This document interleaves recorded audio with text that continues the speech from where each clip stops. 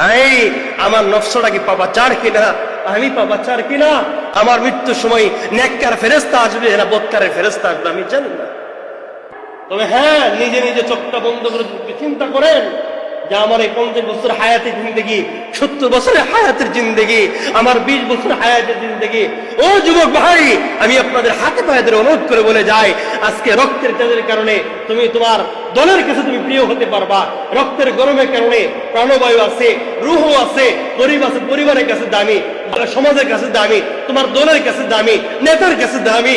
আজকে তোমার এই রক্তটা চলে গেছে, তোমার কারো কাছে কোনো দাম থাকবে না। কথা বলেন ঠিক না বেটি? কেউ তোমাকে মূল্যায়ন করবে না, তোমার নামটা পর্যন্ত কেউ নিবে না, বলবে লাশ হয়ে গেছে। কথা ঠিক না বেটি বলেন? লাশ হয়ে গেছে।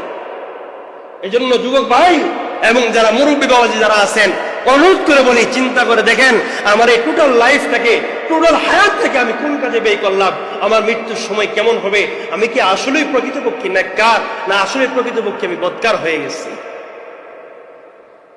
আমার ডান পাশের ফেরেশতাই তার লেখার কাজে আমাকে নিয়ে ব্যস্ত বেশি, না বাম পাশের ফেরেশতাই আমাকে নিয়ে লেখার কাজে ব্যস্ত বেশি। যদি আমি নেক আমল বেশি করি, আমার ডান পাশের ফেরেশতা আমাকে নিয়ে ব্যস্ত বেশি থাকবে। আর যদি আমি বদকার হয়ে থাকি, গুনাহ করতে থাকি, সুদ খাই, ঘুষ খাই, তাস খেলাই, জুয়া খেলাই, হারাম কাজের ভিতরে লিপ্ত আছি, আমার বাম পাশের ফেরেশতারা আবার বদ আমলে লিপ্ত, সে পেরেশান হয়ে যাচ্ছে, আর বলতেছে বান্দারে আর কত গুনাহ করবি, আমি তোর জন্য আর কত গুনাহ লিখব। আমি কাকে ব্যস্ত রাখলাম? ডান পাশের ফেরেশতাকে কি বেশি ব্যস্ত রাখলাম নাকি বাম পাশের ফেরেশতাকে বেশি ব্যস্ত রাখলাম?